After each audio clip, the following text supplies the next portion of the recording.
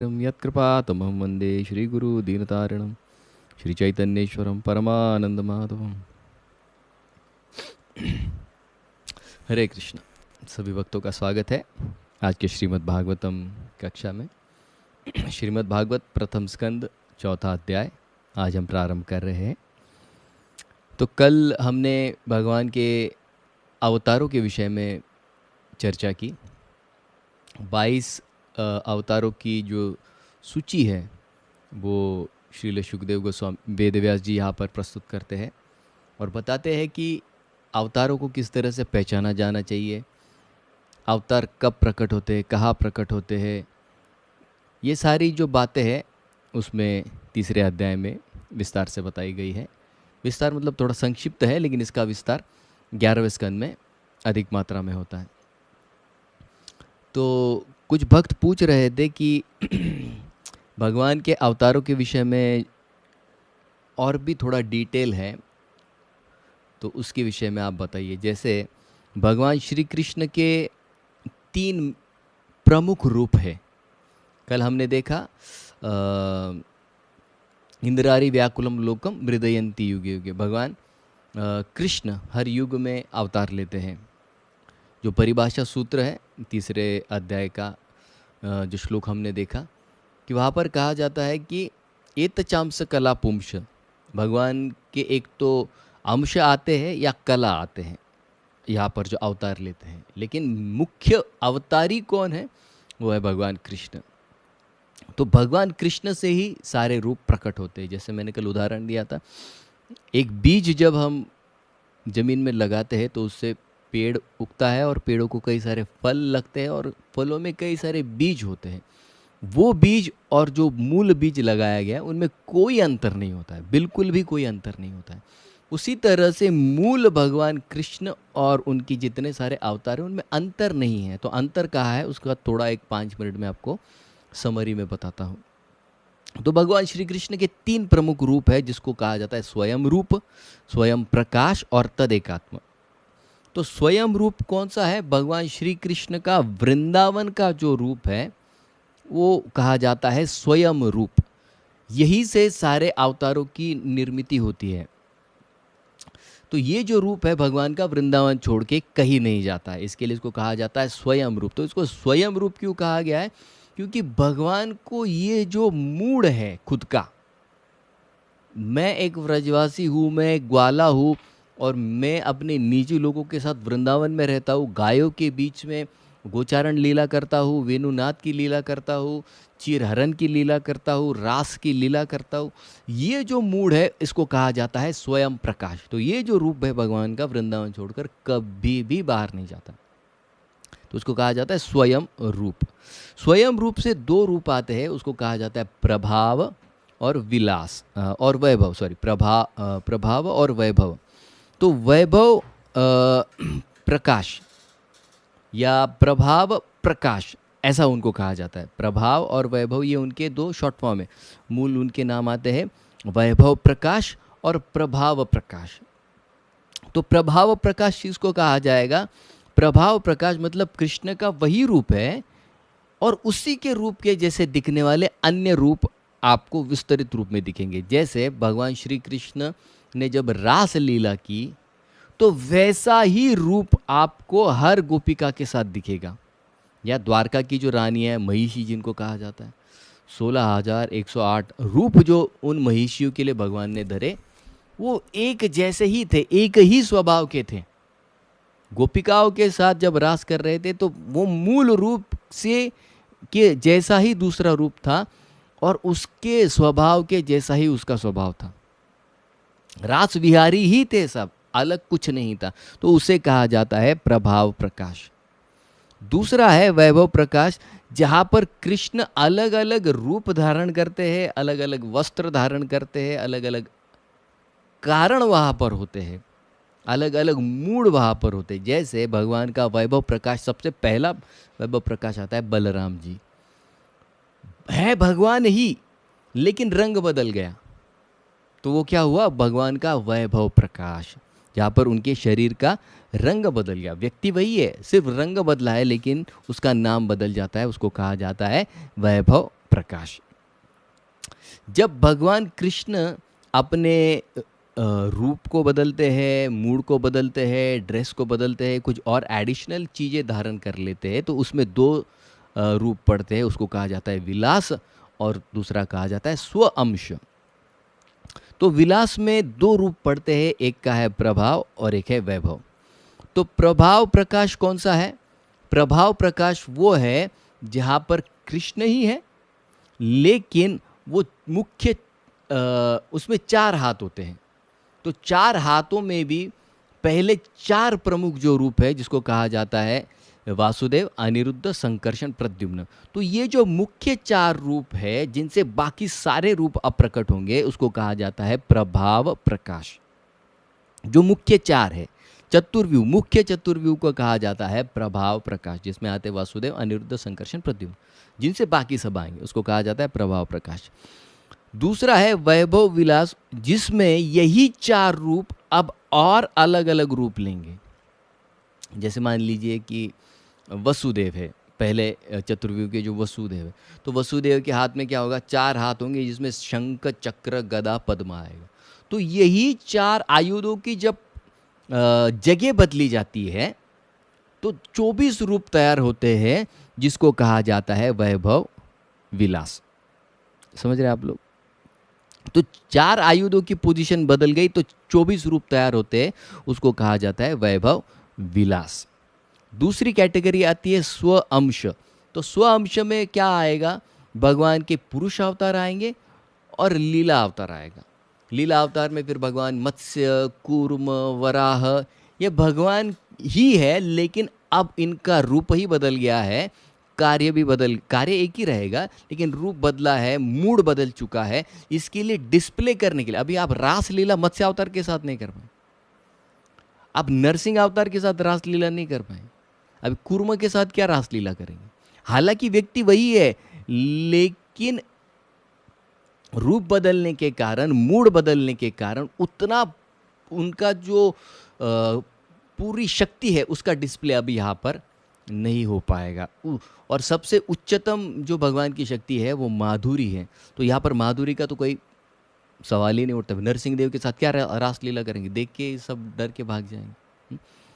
करने की भी इच्छा हो तो वो मूड में करने की इच्छा नहीं, तो उनकी खुद की पत्नी माता लक्ष्मी वहाँ से चली गई जब उन्होंने नरसिंह अवतार देखा, तो वो मैच नहीं होता है और डिस्प्ले करने की उतनी ज़रूरत नहीं पड़ती है।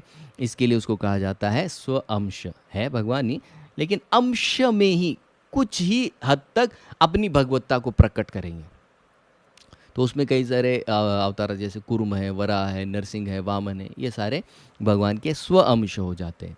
और स्व अंश में भी आते पुरुष अवतार। पुरुष अवतार में सबसे मुख्य पुरुष है महाविष्णु। महाविष्णु जो कारण सागर में भी सोते हैं, उनको कहा जाता है पुरुष अवतार। अब ये पुरुष अवतार स्व अंश कहलाते हैं, लेकिन इस स्व अंश का जब अंश विस्तार होता है, मतलब जैसे कल हमने देखा कारणोदक्षाय विष्णु जो महाविष्णु है, महाविष्णु से और एक रूप प्रकट होता है, उसको कहा जाता है गर्भोदक्षाय विष्णु। गर्भोदक्षाय विष्णु से और एक रूप प्रकट हो जाता है, उसे कहा जाता है क्षीरोदक्षाय विष्णु, जो हमारे हृदय में परमात्मा के स्वरूप है। अब ये अंश का जो अंश आता है, जैसे हमने देखा स्व अंश है, स्व अंश से अंश आएगा और अंश से और एक अंश आएगा। जैसे स्व अंश कौन हुए? महाविष्णु। स्व अंश से एक अंश आया, कौन आया? गर्भोदक्षाय विष्णु। और उस अंश से और एक अंश आया, वो कौन है? क्षीरोदक्षाय विष्णु, जो परमात्मा है। तो वो जो अंश का अंश है, उसका और एक नाम आता है, उसको कहते हैं कला।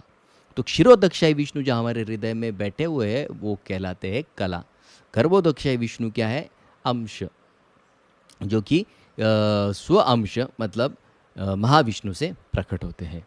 तो ये इनका एक छोटा सा डिस्क्रिप्शन मैंने आपको बताया कि भगवान के इतने सारे व्यक्ति वही है, मूड के अनुसार, वस्त्र के अनुसार बाकी के नाम दिए जाते हैं और कितनी शक्ति डिस्प्ले करेंगे उससे अंश, स्वांश या अंशांश, जिसको कला कहते हैं, उसको उस तरह से नाम दिया जाता है।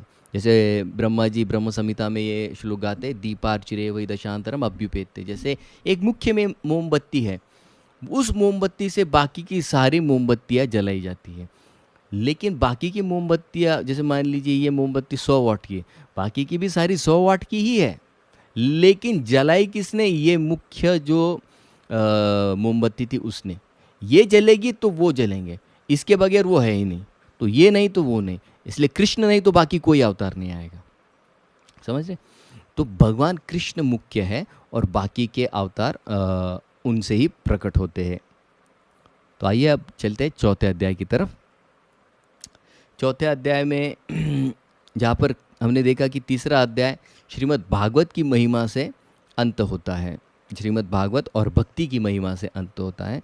तो अभी चौथे अध्याय में वो बताएंगे कि भागवत का कथाकार और भागवत के श्रोता, इनकी महिमा क्या है और भागवत क्यों लिखा गया, कहाँ लिखा गया, किसने किसको कहा, इसके विषय में संक्षिप्त में चर्चा की गई है। छोटा सा अध्याय है, समय में हम समाप्त करने की कोशिश करेंगे। तो पहले श्लोक, चौथे अध्याय के पहले श्लोक में व्यास उवाच, अभी व्यास ऋषि बता रहे हैं कि जब सूत गोस्वामी ने भागवत की महिमा गाई तो उसके आगे अभी क्या हुआ। इति ब्रुवाणां संस्तुत्य मुनीनां दीर्घसत्रिणां वृद्ध कुलपति सूतम बृहच्च शौनक ब्रवीत। तो वो बताते हैं कि जब सारे ऋषियों ने ये सुना कि भक्ति ही सारे चीज़ों का सार है, आप कर्म कांड कीजिए लेकिन उसमें भक्ति नहीं है तो वेस्ट है, आप ज्ञान ले रहे हैं लेकिन उसमें भक्ति का आवेश नहीं है, वेस्ट है, आप अष्टांग योग कर रहे हैं उसमें भक्ति का प्रभाव नहीं है, वेस्ट है, उसका फाइनल रिजल्ट मिल ही नहीं सकता। तो जो सब ऋषि नाराज़ हो जाते हैं और फिर वो सूत गोस्वामी उनकी स्तुति करते हैं और भागवत की महिमा बताते हैं। अब जब भागवत की महिमा बताई गई तो सारे ऋषि बहुत आनंदित हो गए कि चलिए अंत में कहीं ना कहीं हमको अभी कंक्लूजन सारे शास्त्रों का सुनने मिलेगा। तो अभी उन्होंने तो, सूत गोस्वामी ने तो कंक्लूजन दे दिया कि सारे शास्त्रों का कंक्लूजन क्या है, भगवान श्री कृष्ण श्रेष्ठ है और भक्ति करने से भगवान की प्राप्ति होगी। तो भक्ति का मुख्य अंग क्या है? श्रवण और कीर्तन, ये भी उन्होंने बता दिया। तो सब लोग सोच रहे थे क्लास खत्म हो गई क्या। तो फिर वो सब देखते हैं कि कोई तो, अरे कुछ तो पूछो आगे, कोई प्रश्न तो पूछो। कई बार होता है ना क्लास में, एक तो क्लास पूरी समझ आती है या फिर पूरा बाउंसर हो जाता है। ऑडियंस ही बता सकती है कि मेरी क्लास बाउंसर जाती है या समझ में भी आती। तो सब लोग कहते हैं कि कोई व्यक्ति ऐसा होना चाहिए जो सूत गोस्वामी के ही बराबरी का हो, जो प्रश्न पूछ सके उन्हें, ताकि ये कथा आगे विस्तार हो इसका। तो फिर वो देखते हैं कि वहाँ पर कौन है ऐसा व्यक्ति जो यहाँ पर ये कार्य कर सकता है। तो उनको दिखते हैं शौनक ऋषि। तो वो सारे ऋषिगण शौनक ऋषि से निवेदन करते हैं कि कृपया करके आप सूत गोस्वामी से निवेदन कीजिए कि कथा को आगे बढ़ाइए और उसके लिए यथा योग्य प्रश्न आप उनको पूछिए।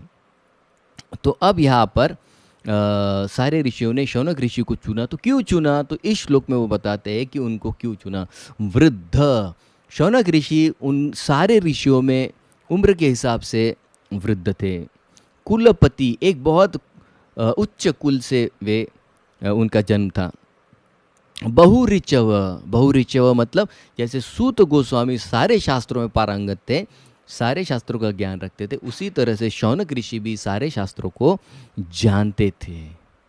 तो ये हो गया पूछने का तरीका। किसी भी असेंबली में जब कोई प्रश्न पूछता है, मान लीजिए कोई बहुत बड़ा व्यक्ति है, तो उसको अगर प्रश्न पूछना है तो प्रश्न पूछने वाला भी उसी कैलिबर का होना चाहिए। तब फिर वो जो सामने वाला व्यक्ति है वो एक यथा योग्य पद्धति से प्रश्न का उत्तर देगा। वरना कोई बहुत पढ़ा लिखा व्यक्ति नहीं है और कुछ भी प्रश्न पूछता है तो सामने वाला जो कथाकार होता है वो क्या करता है, संक्षिप्त में उत्तर देके छोड़ देता है, क्योंकि उसकी समझ ही उतनी नहीं है। तो यहाँ पर उन्होंने जानबूझकर किसको चुना? उन्होंने शौनक ऋषि को चुना। तो सूत गोस्वामी, फिर वो कोई प्रश्न कर सकता है कि भाई सूत गोस्वामी को क्यों चुना गया था भागवत कहने के लिए? क्योंकि उनके पास अपना एक खुद का साक्षात्कार, उन्होंने गुरु से तो सुना ही था लेकिन एक खुद का साक्षात्कार भी था। अब यहाँ पर वो खुद का भागवत के विषय में साक्षात्कार प्रकट करने वाले हैं। तो साक्षात्कार किस चीज़ को कहा जाता है? जहाँ पर जो मैसेज है यथा योग्य रूप से वैसे ही आना चाहिए जैसे हमने हमारे गुरुजनों से सुना है। परंपरा कहीं पर भी खंडित हो जाती है तो वो क्या कहलाता है? वो कहलाता है कि मुझे सिर्फ अपने ज्ञान का दिखावा करना है। तो प्रभुपाद जी तात्पर्य में लिखते हैं कि परंपरा का जो संदेश है वो खंडित नहीं होना चाहिए और मुझे अपने विद्वत्ता को प्रदर्शित करने का गर्व नहीं होना चाहिए। ये जब आता है तो भगवान अंदर से कई सारे साक्षात्कार देंगे जो परंपरा से बिल्कुल जुड़े हुए होते हैं। तो फिर दूसरे श्लोक में शौनक ऋषि अपनी कथा उनको पूछना शुरू करते। तो कहते सूत सूत महाभागा वदनो वदतां वर कथा भागवती पुण्यम यदाहम भगवान शुक। महाभाग वो कहते हैं, सूत गोस्वामी को क्या कहते हैं? महाभाग। मतलब क्या? आप बहुत ज़्यादा फॉर्चुनेट हैं।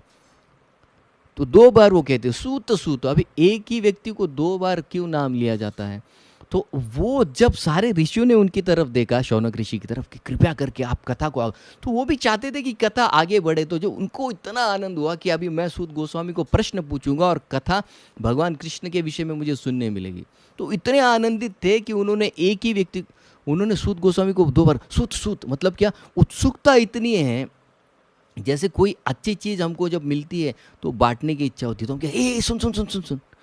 अभी एक सुन से भी काम चलता है, सुन सुन सुन सुन सुन। क्यों? क्योंकि अरे मुझे बताने की बड़ी इच्छा है या मुझे शेयर करने की बड़ी इच्छा है। उसी तरह से उनको पूछने की इतनी इच्छा हुई कि वो सूत सूत दो दो बार सूत गोस्वामी का नाम लेते हैं।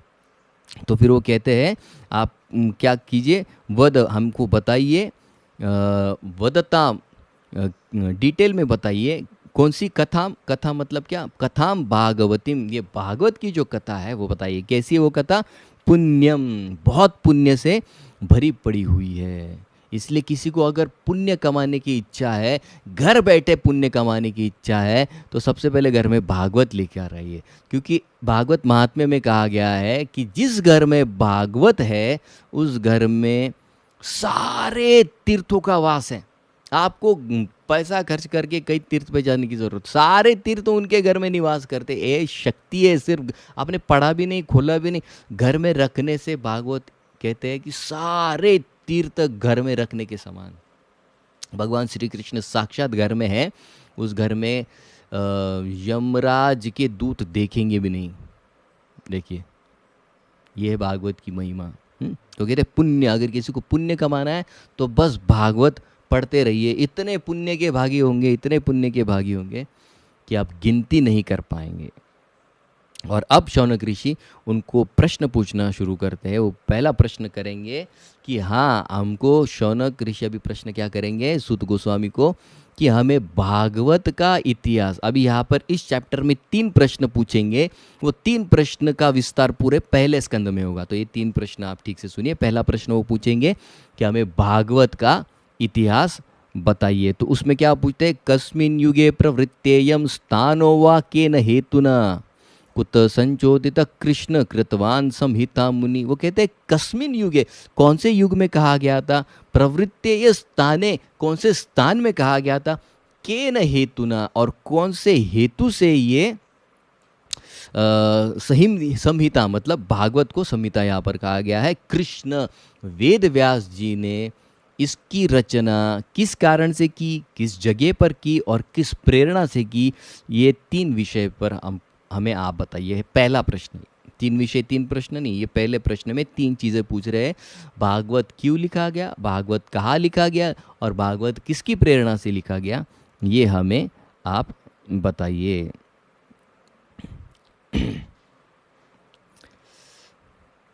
वो ये प्रश्न इसके लिए पूछते हैं क्योंकि व्यासदेव जी ने पहले ही महाभारत और अन्य ग्रंथ लिखे थे। तो उनके मन में ये प्रश्न था कि यार इतने सारे ग्रंथ लिखने के पश्चात और एक ग्रंथ की क्या ज़रूरत है। देखिए बात तो सही है, इतना ऑलरेडी लिख के रखा है, उसमें जो लिखना था वो लिखा नहीं क्या, तो और एक लिखने की ज़रूरत पड़ रही है। तो उनके मन में ये प्रश्न था कि इतना लिखने के पश्चात और भागवत लिखने की क्या ज़रूरत आन पड़ी वेद व्यास जी को। तो ये पहला प्रश्न वो पूछते हैं। और उन्होंने सुना था कि इन सारे ग्रंथों से 4 वेद, 108 उपनिषद, 18 पुराण, महाभारत, इन सबसे श्रेष्ठ है। तो वो ये जानना चाहते थे कि भैया ऐसा क्या है इसमें अलग जो इसमें नहीं मिला उनको लिखकर। तो वो प्रश्न यहाँ पर अभी कर रहे हैं। तो अभी 4 से 8वें श्लोक में वो प्रश्न पूछेंगे। 4 से 8वें श्लोक में प्रश्न ये होगा, दूसरा प्रश्न, कि हमको सुखदेव गोस्वामी के विषय में बताइए। तो अब यहाँ पर वो सुखदेव गोस्वामी के विषय में संक्षिप्त में बताने की कोशिश कर रहे हैं। तो कहते हैं कि तस्य पुत्र महायोगी समद्रिक निर्विकल्पक एकांतमति उन्निद्र गूढ़ो मूढ़यिवेयत। बहुत सुंदर श्लोक है। इसमें सुखदेव गोस्वामी के गुण वो बता रहे हैं। तस्य पुत्र, उनके जो पुत्र है, कौन है? सुखदेव गोस्वामी। कैसे है? महायोगी, भगवान के बहुत बड़े भक्त है। समद्रिक, समदृष्टि है, सुख दुख समदृष्टि है उनकी। तो उनकी एक बार परीक्षा ली गई थी। हमारे जनक महाराज के राज्य में जाते हैं तो जनक महाराज क्या करते, कई घंटों तक धूप में उनको खड़ा रखते हैं। तो ऐसे ही शांत भगवान का चिंतन करते हैं। वो गेट पे खड़े, कोई उनके भाव, चेहरे पर भाव नहीं। उनको न तो पानी दिया गया, न तो बैठने के लिए जगह दी गई। कोई देख भी नहीं रहा था, सब लोग आ जा शांत खड़े सुखदेव गोस्वामी, समद्रिक।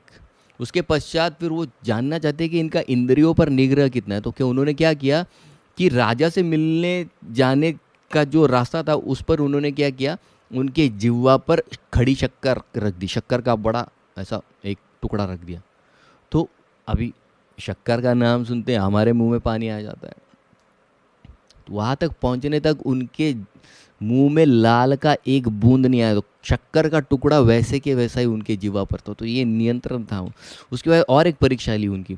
और एक परीक्षा क्या थी, सब उनके राज्य की जितनी सुंदर सुंदर युवतियाँ थी उनके बीच उनको बिठा दिया। और कोई उनको पानी दे रहा है, कोई उनको पंखा उला रहा है, कोई उनके लिए गा रहा है, कोई उनके लिए नाच रहा है, लेकिन उनके मन में एक कण भी विकार नहीं आता है। तो ये क्वालिफिकेशन है भागवत स्पीकर का। तो कैसे है सुखदेव गोस्वामी? समद्रिक, समता बुद्धि में स्थित है। निर्विकल्पक, निर्विकल्पक को यहाँ पर बता रहे हैं एब्सोल्यूट मोनिस्ट। वो जो पहले थे वो कैसे थे?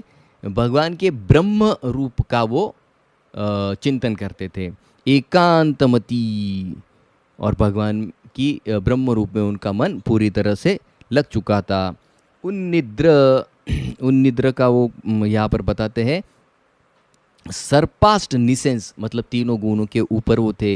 गूढ़, गूढ़ मतलब क्या? इतने प्रगतिशाली थे लेकिन फिर भी कैसे थे? गूढ़ मतलब छुपे हुए थे, कोई पहचान नहीं पाता था। और कैसे रहते थे? मूढ़। मान लीजिए कोई व्यक्ति जो एकदम बिखरे बाल है, शरीर पर कपड़े नहीं है और पूरे शरीर पर धूल मिट्टी लगी हुई है, मान लीजिए कई दिनों से नहाए नहीं है, इस तरह से मूढ़ इवेयत, इस तरह से वो रहते थे। तो उन्निद्र का यहाँ पर वो मतलब अंदर का मतलब बता रहे हैं कि तीनों गुणों के प्रभाव से ऊपर उठ चुके थे सुखदेव गोस्वामी, लेकिन फिर भी कैसे एक पागल व्यक्ति की तरह वो रहते थे। क्यों रहते थे?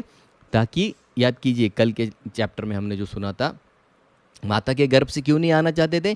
कि भगवान की बहिरंग शक्ति से कहीं पकड़े न जाए। तो इतनी सावधानी रखना चाहते थे कि पागलों की तरह घूमते थे, कोई उनको पहचान नहीं पाया कि ये व्यक्ति इतना प्रगतिशाली है।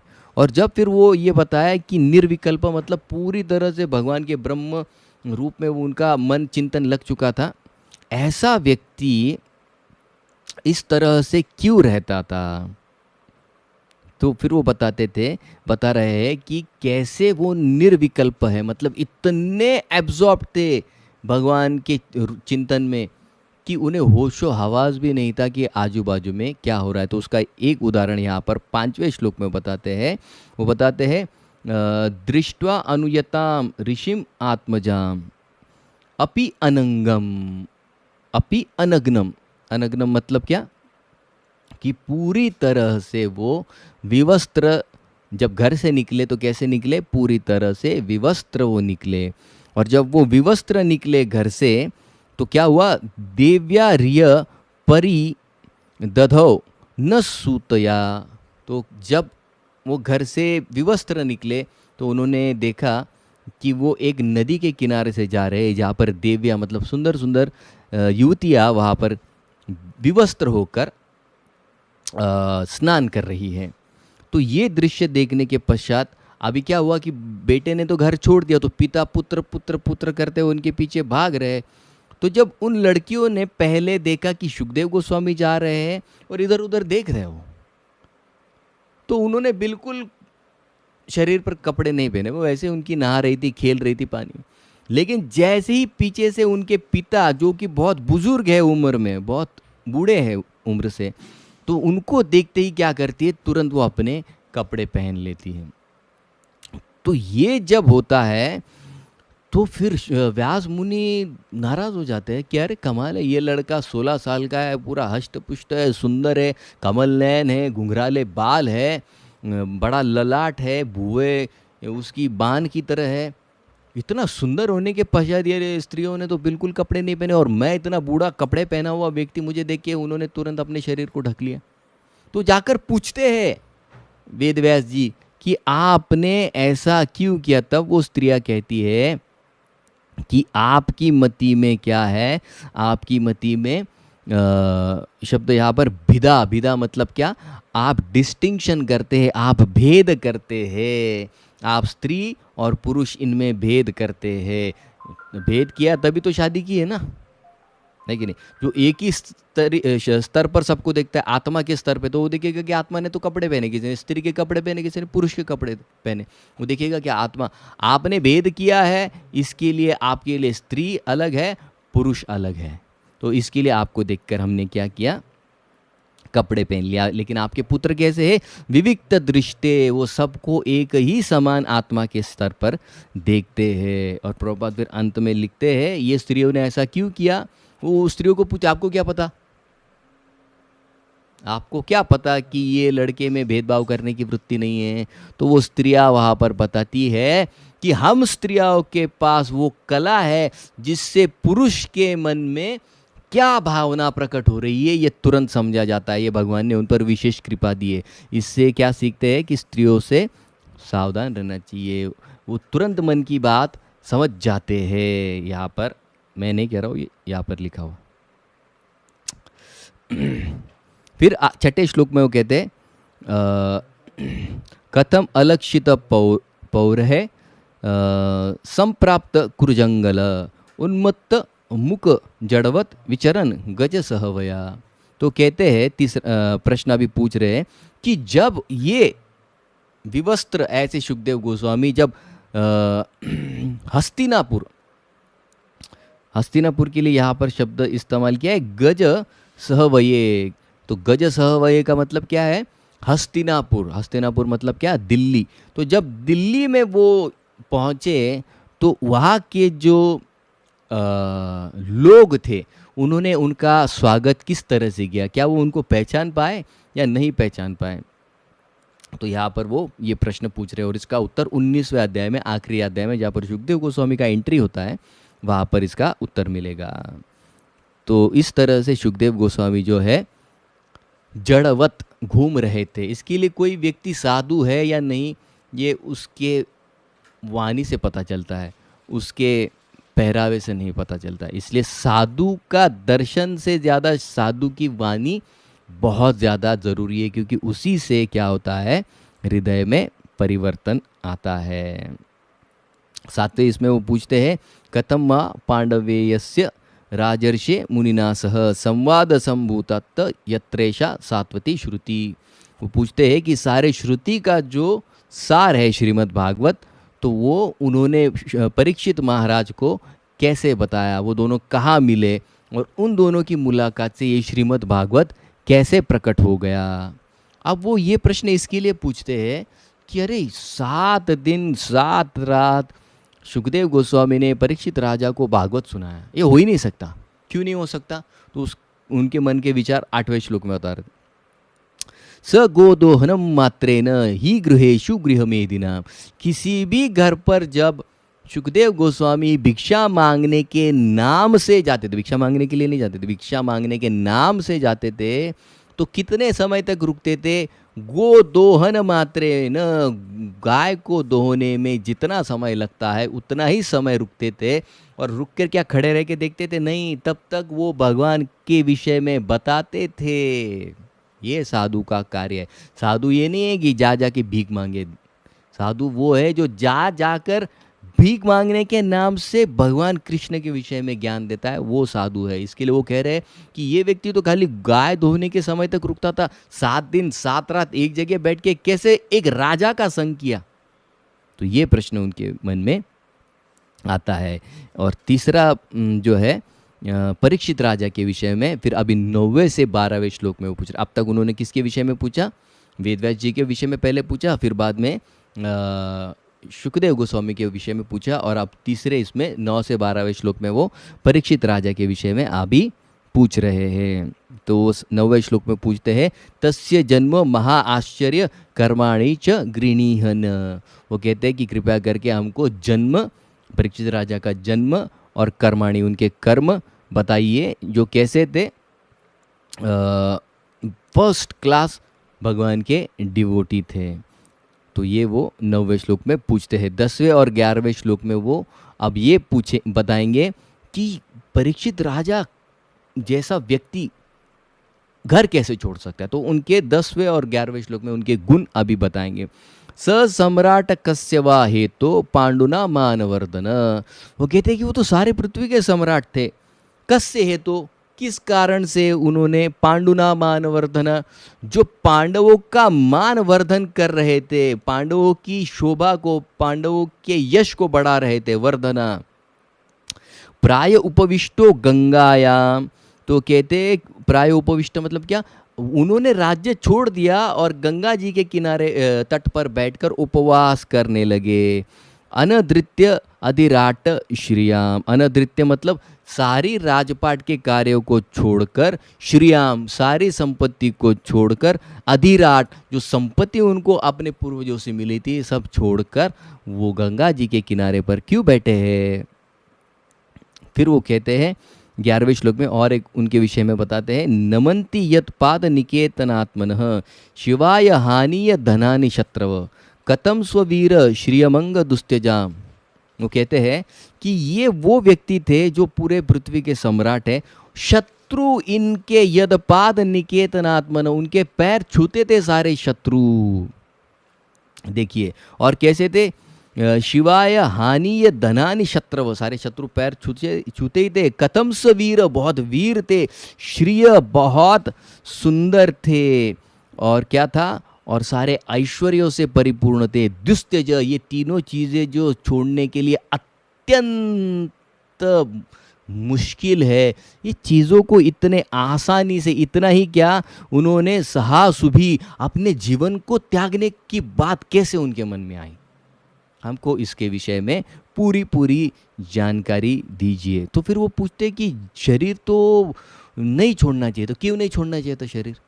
तो उसका फिर वो 12वें श्लोक में बताते हैं, शिवाय लोकस्य भवाय भूतये य उत्तम श्लोक परायण जना। जो उत्तम श्लोक मतलब कौन? भगवान श्री कृष्ण के जना।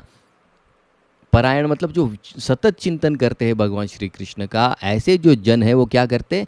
शिवाय लोकस्य भवाय भूतये, वो सारे लोक का, सारे जीवों का क्या सोचते हैं? शिवाय, उनके विषय में अच्छा चिंतन करते रहते हैं। क्यों? भवाय, क्योंकि उनके विषय मन में क्या चिंतन है कि इन लोगों के भौतिक जीवन को खंड कैसे किया जाए, बंद कैसे किया जाए, भवाय। और दूसरा कहते हैं भूताय, और यहाँ पर जब रहेंगे तो आनंद पूर्वक रहकर भगवान की भक्ति कर कर भवाय, भौतिक जीवन का खंडन कैसे किया जाए, इसका वो चिंतन करते हैं। और इतना जो चिंतन करने वाला व्यक्ति है वो अपने शरीर को किस तरह से छोड़ने के विषय में विचार कर रहा है। तो इस यहाँ पर भवाय समृतम, भवाय मतलब भौतिक जीवन का, समृतम खंडन करने के लिए वो सोच रहे हैं। और फिर 13वें श्लोक में वो पूछते हैं, तत्सर्वम न समचक्षु पृष्ठो यदि किंचन। वो कहते हैं कि हम जानते हैं सूत गोस्वामी कि आप सारे शास्त्र में पारंगत है। अभी देखिए, पहले तो उन्होंने पहले दूसरे अध्याय में तो बहुत गुणगान किया सूत गोस्वामी का, लेकिन यहाँ पर देखिए क्या कह रहे हैं, मन्ये त्वाम विषय वाचाम। वो कहते हैं कि हम जानते हैं कि आप सारे शास्त्रों में पारंगत है, लेकिन मन्ये त्वाम विषय, वो कहते हैं लेकिन कुछ वेदों के ऐसे अंग है जिसमें आप पारंगत नहीं है। देखिए, तो क्या इसका मतलब है सूत गोस्वामी क्वालिफाइड नहीं है शास्त्र के विषय में चर्चा करने के लिए? नहीं, वैसे देखा जाए तो सूत गोस्वामी सॉरी हमारे सुखदेव गोस्वामी कौन से वेदों में उन्होंने पढ़े थे? अपने पिताजी से डायरेक्ट क्या सुना? सारे वेदों का सार उन्होंने सुना। सारे वेदों का सार समझना ज़्यादा ज़रूरी है, वेदों को पाठ करना ज़रूरी नहीं है। तो उन्होंने भी अपने गुरु से बहुत अच्छी तरह से सुना था, उसे जाना था, जीवन में उतारा था, उस पर प्रैक्टिस की थी और अनुभव प्राप्त किया था। ये उनका अधिकार बनता है भागवत बताने के लिए। तो पहले, दूसरे और तीसरे 3 प्रश्न क्या पूछे? भागवत का इतिहास बताइए, भागवत कहाँ बोला गया, क्या कारण था और किसने प्रेरणा दी। दूसरे में वो पूछते हैं कि सुखदेव गोस्वामी के विषय में बताइए, वो परीक्षित राजा से कहाँ मिले। और तीसरा वो प्रश्न पूछते हैं कि परीक्षित राजा के जन्म, उनके कार्य और उनके वैराग्य के विषय में बताइए। तो ये 3 प्रश्न हैं। तो यहाँ के सारे अध्याय अभी ये 3 प्रश्न पर ही टिके रहेंगे। तो अब जो पहला प्रश्न था भागवत का इतिहास, तो ये अध्याय में उस पर विवेचन किया गया है 34 श्लोकों में। तो अभी यहाँ से 14 से लेके 25वें बताएंगे कि वेद व्यास जी ने जो वेद लिखे थे, तो उनका विभाजन उन्होंने किस तरह से किया। तो पहले बताएंगे अभी सूत गोस्वामी बताएंगे कि वेद व्यास जी का जन्म कहाँ हुआ था। द्वापारे समनुप्राप्ते तृतीया युग पर्यय। तो बताते हैं कि पराशर मुनि और पराशर ऋषि और सत्यवती, इनसे द्वापर युग के तीसरे प्रहर में 28वें चतुर्युग में वैवस्वत मनु के इनका जन्म हुआ था। तो किसी भी युग का 3 भागों में विभाजन किया जाता है। पहला जो 10% भाग होता है उसे कहा जाता है संध्या रूप। बीच का जो 80% भाग है उसको कहा जाता है युग रूप, और बचा हुआ जो 10% है उससे कहा जाता है संध्या अंश। वहाँ पर 2 युगों की संधि होती है। तो ये उसका विभाजन है।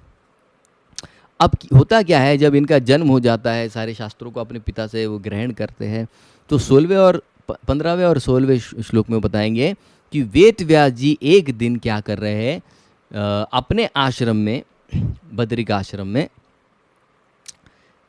संध्या होने के पश्चात सरस्वती नदी के तट पर बैठकर कुछ सोच रहे हैं। ये वो 15वें श्लोक में बताते हैं। जब वो चिंतन करते हैं,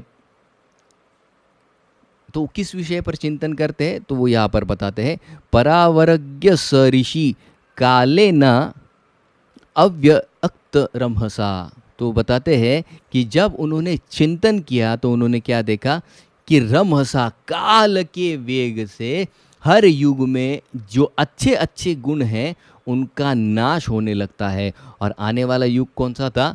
आने वाला युग कलियुग था। तो कलियुग में आगे क्या क्या होगा ये उन्होंने पहले ही देख लिया था। तो 17वें और 18वें अध्याय में वो बताते हैं कि कलियुग के गुण क्या क्या है। भौतिकानाम भवानाम शक्तिरासम। तो सारी जो कार्य है वो किसके लिए होंगे? भौतिकानाम, भौतिक वस्तु को प्राप्त करने के लिए होंगे। और सारी शक्ति कैसी रहेगी? शक्ति रासम, और काल के प्रभाव से सारी शक्ति नाश होती जाएगी। तत्कृतम अश्रद्धाना, भौतिकवाद इतना बढ़ जाएगा कि लोग क्या होने लग जाएंगे? अश्रद्धाना, भगवान पर की श्रद्धा उनकी धीरे धीरे कम होती जाएगी। निःसत्वान, निःसत्वान मतलब तमो और रजोगुण से पूरी तरह से प्रभावित होने के कारण सत्वगुण नष्ट हो जाएगा और बहुत इम्पेशेंट हो जाएंगे। देखिए 5000 साल पहले, याद कीजिए, जिन लोगों को याद है पहले जब इंटरनेट आया था तो कनेक्ट होने के लिए कितना टाइम लगता था? 3-4 मिनट लग जाते थे कई बार, अगर नेट का स्पीड स्लो है। और जब नेट कनेक्ट हो जाता तो उसे डंडी आती थी उसमें, हाँ हो रहा है हो रहा है, तो बड़ा आनंद होता था। और डाउनलोड होने में कितना टाइम लगता था? डाउनलोड होने में कई बार आधा घंटा। मुझे याद है हम लोग चाय पीकर आते थे तब, अब तो नहीं पीता चाय, तब पीता। तो चाय पीकर आते थे तब तक वो डाउनलोड होता था, और कई बार फोटो को डाउनलोड करने में 5 मिनट लग जाते थे। तो 5 मिनट ऐसा लगता था कितना फास्ट हो रहा है। फिर उसके बाद 2G आया, 3G आया, अब 4G है। और जैसे जैसे जी बढ़ रहा है तो सबका क्या हो रहा है? निसत्वान, सबका पेशेंस कम हो रहा है। अगर मान लीजिए डाउनलोड जल्दी नहीं होता है तो कितना चंचल, क्यों नहीं हो रहा है, क्यों नहीं हो रहा है, क्यों नहीं हो रहा है? ये किसका लक्षण है? निसत्वान, पेशेंस, धीरे धीरे धीरे। क्यों? क्योंकि सत्वगुण ही नहीं है तो पेशेंस का तो सवाल ही नहीं आता, क्योंकि सत्वगुण, पेशेंस जो है सत्वगुण से ही जन्म लेता है।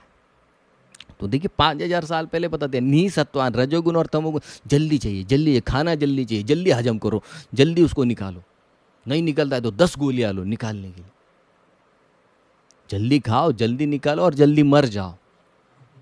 यही कलयुग है, और क्या है कलयुग का दूसरा अर्थ क्या है? क्यों? दुर्मेदान, एकदम मंद बुद्धि के लोग हैं। रिष्ट आयुष, और ऐसा कचरा खाना खाते हैं, रिष्ट आयुष, आयु अपने आप कम हो जाती है।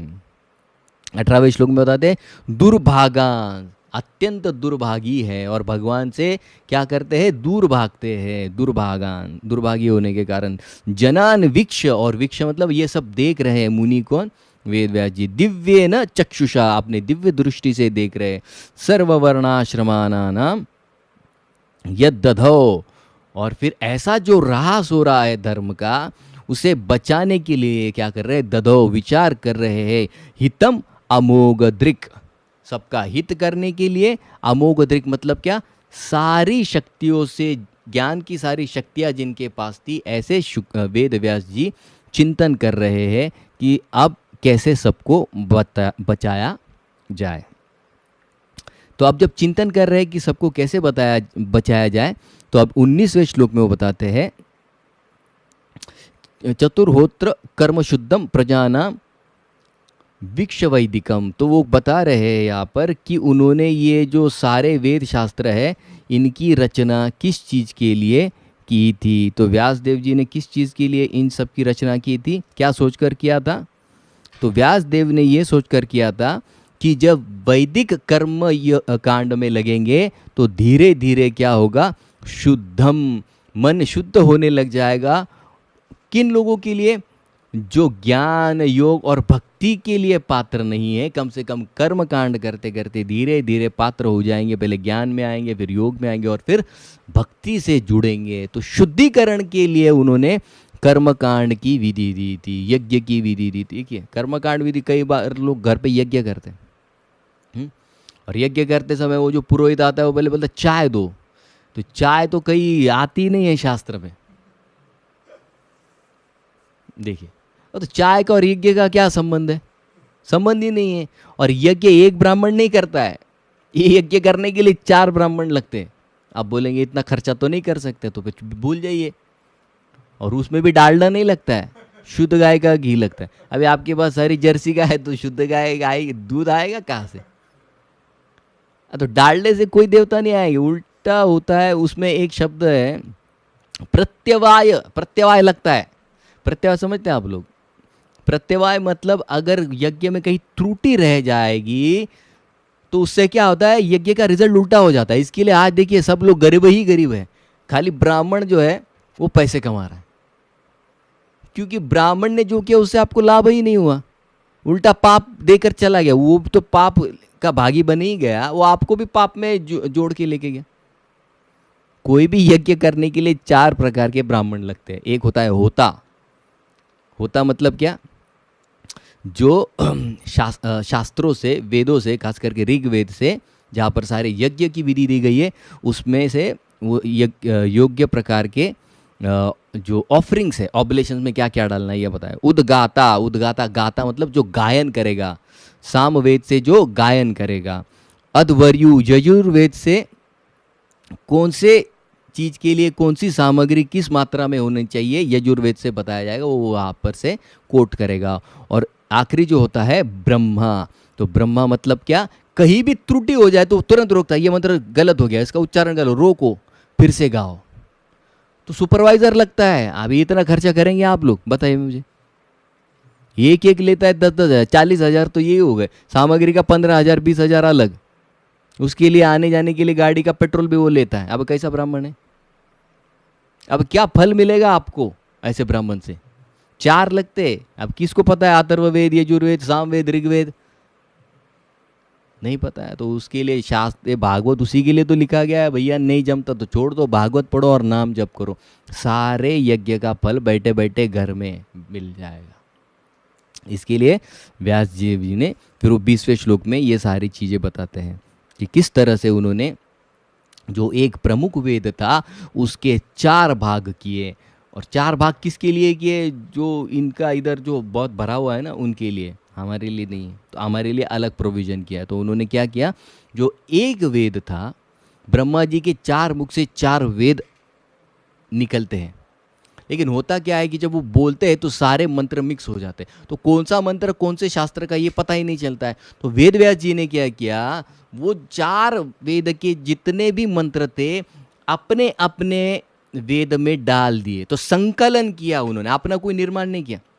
ब्रह्मा जी ऑलरेडी गा रहे थे, वो सुना ठीक से और उसका सिर्फ संकलन किया। और 4 वेद, अब 4 वेद सबको समझेंगे नहीं, तो वेदों पर उन्होंने और एक टिप्पणी लिखी, तो वो उपनिषद हो गए।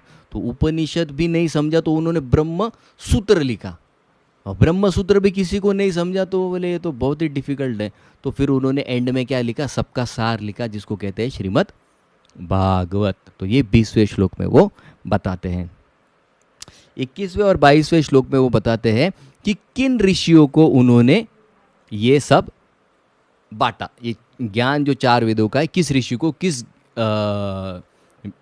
वेद का प्रोफेसर बनाया। तो ऋग्वेद के प्रोफेसर हुए पैल ऋषि, सामवेद के प्रोफेसर हुए जैमिनी ऋषि, यजुर्वेद के हुए वैशंपायन ऋषि, अथर्ववेद के हुए सुमंतु ऋषि। और बच्चे हम लोग जो है, जो स्टोरी वाले, बस स्टोरी से बताओ क्या बताना है तुमको। फिर एक था राजा, एक थी रानी, और ऐसा हुआ वैसा हुआ, फिर राजा को बेटा नहीं हो रहा था, फिर एक साधु आए, और साधु आए तो फिर उन्होंने साधु को प्रार्थना की कि हमको बेटा चाहिए। तो बेटे के लिए उन्होंने एक फिर फल निकाला, फिर फल खाया। अब ऋषि तो जान गए कि बहुत आसक्त है, बेटा तो देना पड़ेगा, बेटा दिया। और बेटा, फिर उन्होंने कहा कि बेटे का नाम रखना हर्षशोक, उसने बेटे का नाम रखा हर्षशोक। और फिर कुछ ही दिन बाद वो बच्चा चल बसा। और फिर उस समय फिर से वही ऋषि आए, मैं बता रहा था ऐसा नहीं बोले। फिर वो जब मानसिक तैयारी हो गई तो फिर वो उनको वैराग्य का पाठ पढ़ाते हैं कि इस जगत में सारी चीज़ें कैसी है, नश्वर है। तो हम स्टोरी वालों के लिए क्या है, फिर खाली स्टोरी से कई बार नहीं समझता, तो उसमें क्या करना पड़ता है, तत्व और स्टोरी, इसका मिश्रण आता है श्रीमद् भागवत। तो ये जो पुराण थे उसके आचार्य बने रोमहर्षण सूत, जो कि सूत गोस्वामी के पिता थे। और ये जो सारे ऋषि है वे किससे सुन रहे थे पहले, वे रोमहर्षण सूत से ही सुन रहे थे। लेकिन सिर्फ ज्ञान इतना भर गया कि वो गर्वित हो गए, तो बलराम जी ने उन्हें उनकी वहाँ पर हत्या कर दी। फिर अब 23वें श्लोक में वो बताते हैं कि किस तरह से इन ऋषियों ने अपने अपने शिष्यों को ये ज्ञान दिया, और उससे फिर क्या हुई, कई सारी परंपराएं बन गई। लेकिन जो कलयुग वाले लोग थे, बुद्धि से जो कम है, उनके लिए फिर उन्होंने क्या क्या प्रोविजन किया, वो 24 और 25वें श्लोक में वो बताते हैं। एवं चकार भगवान व्यास कृपणवत्सल। कृपणवत्सल मतलब क्या, जो व्यक्ति बहुत मंद बुद्धि के, उन पे कृपा करने वाले होते, कृपावत्सल, कृपणवत्सल। तो उन्होंने उनके लिए क्या किया, वो लोग कैसे थे, दुर्मेध। दुर्मेध मतलब क्या, जिनकी बुद्धि बहुत विकसित नहीं थी, ऐसे लोगों के लिए उन्होंने फिर कुछ शास्त्रों की रचना की। और कौन थे इस कैटेगरी में, दुर्मेध में, वो बताते हैं स्त्री, शूद्र, द्विजबंधूना, त्रैन श्रुति गोचर। श्रुति गोचर मतलब क्या, कि इन्हें, इनकी बुद्धि विकसित न होने की वजह से ये शास्त्रों का उल्टा अर्थ लगा सकते हैं या गलत अर्थ लगा सकते हैं। तो फिर ऐसे लोगों को क्या शास्त्र पढ़ने की अनुमति नहीं है? बिल्कुल है। लेकिन उन्हीं शास्त्रों का सार, वो जितनी बुद्धि रखते हैं उस बुद्धि से ग्रास्प किया जाए, समझा जाए, उसमें से उन्होंने बनाया पंचम वेद जो कहलाता है महाभारत। वही दिया है, अलग कुछ नहीं दिया है, लेकिन उनकी बुद्धि के अनुसार दिया है। जैसे कोई पीएचडी के व्यक्ति को आप 1+1 2 है ये अगर प्रश्न पूछेंगे तो क्या वो खुश होगा? नहीं। उसके लिए integration, double integration, triple integration, ऐसा सब देना पड़ता, तब उसको लगता मजा आया। इसको ट्रिपल इंटीग्रेशन दे बेहोश हो जाएगा, बोले क्या है ये, नहीं समझता है। तो उसके लिए क्या देना पड़ेगा? 1+1 2, 2+2 4, 4+4 8, ऐसा देना। तो वही है, धीरे धीरे कहाँ पर आएगा? ट्रिपल इंटीग्रेशन पे ही आएगा, लेकिन समझाने का माध्यम अलग है। तो वेद पढ़ने की अनुमति है, लेकिन कौन सा वेद? पंचमो वेदो भारतो, महाभारत पढ़ने की अनुमति है। ये वो 25वें श्लोक में व्यासदेव क्लियर करते हैं। जो द्विज बंधु है, स्त्री है, शूद्र है, इसलिए शूद्र को भी पढ़ने का अधिकार है। पंचम वेद पढ़िए, सारे शास्त्रों का सार उसमें दिया गया है। वेद व्यास जी कहते हैं जो महाभारत ठीक से पढ़ेगा मोक्ष ऐसे ही मिल जाएगा, सारी इच्छाएं ऐसे ही पूरी हो जाएगी, और कुछ करने की ज़रूरत, कोई यज्ञ करने की ज़रूरत नहीं। महाभारत पढ़ी, दिया है। लेकिन हम कहाँ अटक गए? और ये तो चातुर्वर्ण दिया है, या तो भेदभाव दिया है। कौन सा भेदभाव बताओ? क्या कहाँ है भेदभाव यहाँ पर? जिनकी अक्ल बिक गई है वो बोलते हैं कि भेदभाव है, जिनको समझा नहीं है वो बोलते हैं कि भेदभाव। मतलब बिल्कुल भेदभाव नहीं, कहीं पर भी भेदभाव नहीं। बुद्धि की व्याख्या की गई है, बुद्धि की समझ के अनुसार। अगर निचले वर्ण का है और बहुत बुद्धि रखता है, शास्त्र पढ़ने की उसकी उतनी बुद्धि है, समझ है, सही से इंटरप्रिटेशन करेगा, सही इस्तेमाल करेगा, तो पढ़ो, कौन नहीं बोला। वरना जिसने ट्विन टावर गिराया वो तो एमटेक सिविल था भैया। तो बात कहाँ पर अटक गई? उपयोग क्या करोगे? इसके लिए अनुमति नहीं है, आपके लिए दूसरा प्रोविजन बनाया गया है। 26 से 31वें श्लोक में वो बताते हैं कि अब इतना सब कुछ तो लिखा, फिर भी वेद व्यास जी बहुत मायूस थे। अब बोले इतना लिखने के पश्चात भी मायूस है। तो जो लोग कहते हैं ना कि देवी भागवत पढ़िए, ये पढ़िए, वो पढ़िए, पढ़ने में कोई गलत बात नहीं है, लेकिन वो अगर कह रहे हैं कि मैं बहुत संतुष्ट हूँ, अरे भाई लिखने वाला संतुष्ट नहीं, तुम कहाँ संतुष्ट हो रहे हो? तुम्हारी संतुष्टि ही भ्रम है। अगर इसको नहीं मिला तो तुमको क्या मिलेगा? तो यहाँ पे 26 से लेके 31वें श्लोक तक वो बताते हैं कि वेद व्यास जी बड़े चिंतित है, इतना सब कुछ लिखा, सब कैटेगरी के लोगों के लिए लिखा, फिर भी मैं लिखने वाला हूँ तो मुझे तो ज़्यादा आनंद होना चाहिए। और मेरे मन में क्या था? तो 26वें श्लोक में बताते हैं न अतुष्यत हृदयम तथा, मेरे मन में तो इनका भला करने के विषय में था ना, फिर भी मेरा मन अतुष्यत, संतुष्ट क्यों नहीं हो रहा है?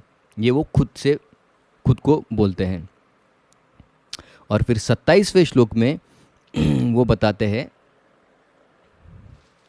कि जब वो असंतुष्ट थे तो वो सोचने लग गए। देखिए, असंतुष्टि जीवन में जब भी आती है, यहाँ पर हम वेद व्यास जी से सीखना चाहिए कि उस असंतुष्टि का कारण ढूंढना चाहिए। आज हमारी सबसे गलत आदत क्या है? हमको सब इजी चाहिए, असंतुष्टि से जल्दी बाहर निकलना है। तो जब जीवन में असंतुष्ट हो जाते हैं हम क्या कहते हैं? कोई पिक्चर देख लेंगे, कहीं घूमने चले जाएंगे, कोई ये कर लेगा, कोई वो कर लेगा। लेकिन असंतुष्टि का मुख्य कारण अगर जब तक हम नहीं ढूंढेंगे तो ये जितने भी डिप्रेशन की बीमारी है ना, वो असंतुष्टि से ही आती है। ये लिख लीजिए, जो असंतुष्ट है वही डिप्रेशन का शिकार होता है। और कुछ लोग कहते हैं परोपकार कीजिए, या तो वेद व्यास जी पूरी तरह से परोपकार कर रहे हैं, दूसरे की मदद कर, निश्चित उसमें आनंद है, कोई डाउट नहीं, लेकिन ये तो सबसे बड़ा उपकार कर रहे हैं लोगों पर, फिर भी असंतुष्ट है। इसलिए अगर कोई कह रहा है कि मैं मेरे जीवन में असंतुष्ट हूँ, मेरे जीवन में संतुष्ट हूँ ये सब चीज़ें करके, तो वो सबसे बड़े भ्रम में है। भ्रम ही है भागवत के अनुसार, उसका भ्रम है, वो सच्चाई तक पहुंचा ही नहीं, इसका मतलब उसका ज्ञान अधूरा है। सच्चा संतुष्टि तो उसने अनुभव ही नहीं किया है। अब व्यास देव जी 28 से 31 में जब वो अपने हृदय को टटोलते हैं तो फिर उन्हें कुछ प्राप्त होता है, लेकिन वो प्राप्त चीज भी वो जानना चाहते हैं कि क्या सही है। कई बार कहते हैं ना मेरे मन में आया इसलिए मैंने किया, लेकिन वो मन में आया वो सही है कि नहीं, उसके लिए क्या करना पड़ता है? बाहर जो गुरु है, भगवान परमात्मा जो अंदर है, वो गुरु का रूप धारण करके बाहर आते हैं। तो कंफर्म करना चाहिए कि अंदर मन ने कहा है कि परमात्मा ने कहा, तो गुरु से कंफर्म करना चाहिए। लेक्चर के लिए क्यों नहीं आए? अब प्रभु जी ऐसा लग रहा था कि घर पे बैठ के लेक्चर सुनो, मन में आया। तो फिर कंफर्म कर लेते काउंसलर से कि भाई ऐसा लग रहा है घर पे बैठूं कि आओ मंदिर में। काउंसलर तो पहले कहा पहले मंदिर में आओ। तो क्या समझना चाहिए, ये मन का वहम है। तो 28वें श्लोक में वो खुद का क्वालिफिकेशन चेक करते कि भाई ये जब मैं लिख रहा हूँ तो क्या मैं क्वालिफाइड था, क्या मैंने सारी चीज़ें ठीक ठीक की। तो पहले क्वालिफिकेशन क्या बताया, धृतव्रतेन, कि मैंने तो सारे जो नियम है वो दृढ़ता से पालन किए। छंदांसी गुरुवो अग्नय मानित व्यलिकेन, वो कहते हैं कि छंदाम से मतलब सारे वेद शास्त्र मैंने गुरु ने जो सिखाया है उसी तरह से उनको प्रस्तुत किया है। अग्नि और बाकी सारे देवताओं की भी मैंने ठीक तरह से उपासना की है। गृहीतम अनुशासनम, गुरु परंपरा का यथा योग्य रूप से मैंने पालन किया है। भारत उपदेशेन व्यापदेशेन, वो कहते हैं कि महाभारत की भी रचना की परोपकार के हेतु से।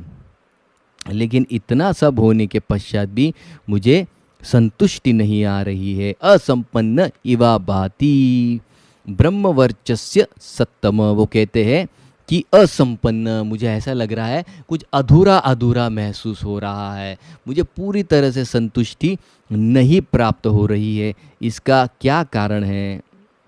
मैंने इतनी सारी चीज़ें की है फिर भी असंतुष्टि किस कारण से आ रही है? फिर वो 31 श्लोक में मन ही मन में उनके परमात्मा उनको एक कारण बताते हैं। प्रिया परमहंसानां त एव अच्युत प्रिय।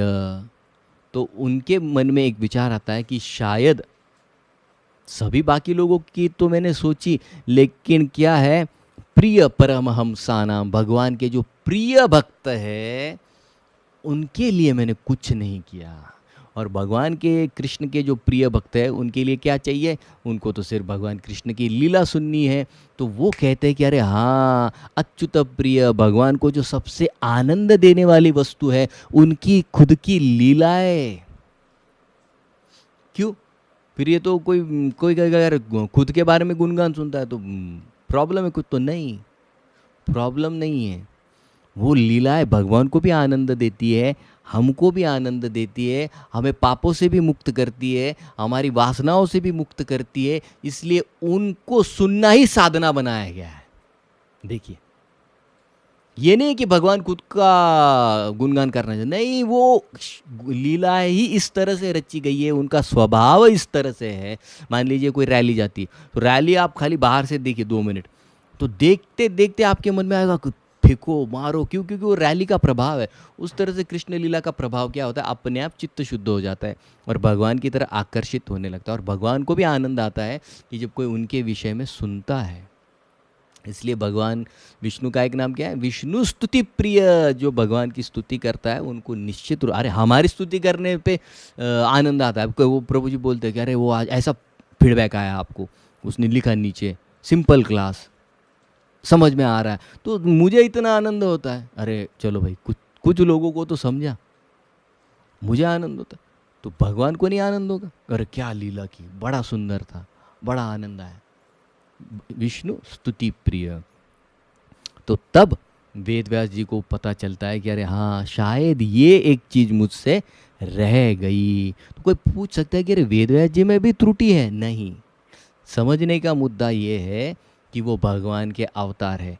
अवतार कभी भी मोहित हो नहीं सकते जब तक भगवान की इच्छा न हो। इसका उदाहरण कहाँ पर आएगा? इसका उदाहरण आएगा दशम स्कंद में, जब ब्रह्म विमोचन लीला आएगी। तो ब्रह्म विमोचन लीला में भगवान का एक खुद का रूप बलराम जी वो मोहित हो जाते हैं। वो समझ नहीं पाते कि सारे व्रजवासी इतना आनंद में क्यों है। सारी गाय अपने बच्चों को इस तरह चाट रही है कि मान लो कि उसको निगल लेगी। हर माँ जिसके घर का बेटा बड़ा हो चुका है, 5-5 साल का हो चुका है, उसको भी वो स्तनपान करा रही है। क्यों करा रही? 1 साल सोचते रहे। 1 साल के अंत में वो खुद भगवान को पूछते, कृष्ण को, नहीं समझ में आ रहा है, बताओ क्या हुआ है, सच सच बताओ। तो फिर तब भगवान कृष्ण बताते कि ये सारे रूप मैं ही हूँ। इसके लिए माँ को इतना आनंद आ रहा है मुझे दूध पिलाने में, वो बछड़े मैं ही बनाऊँ, तो गायों को इतना आनंद आ रहा है, इतना आनंद आ रहा है।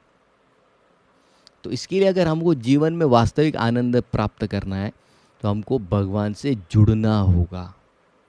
जितना नहीं जुड़ेंगे उतना फिर जो 3 गुणों की लहरें है उसमें हम ऊपर नीचे बहते रहेंगे। और फिर जैसे मैंने कहा कि उनके मन में जो विचार आया वो अभी वो चेक करेंगे 32वें और 33वें श्लोक के, जब यहाँ पर अभी नारद मुनि का आगमन होता है। तो जब नारद मुनि का आगमन होता है तो वो क्या करते हैं, नारद मुनि को विधिवत उनका पूजन करते हैं। तो विधि का यहाँ पर एक मतलब विश्वनाथ चक्रवर्ती ठाकुर देते हैं कि विधि मतलब ब्रह्मा जी भी होता है, और ब्रह्मा जी से उन्होंने वो ज्ञान प्राप्त किया है, इसके लिए उनको ब्रह्मा जी जितना ही आदर वो दे रहे हैं। और विधिवत मतलब ब्रह्मा जी के जितना आदर देकर उनका सत्कार कर रहे हैं। और फिर अगले अध्याय से वो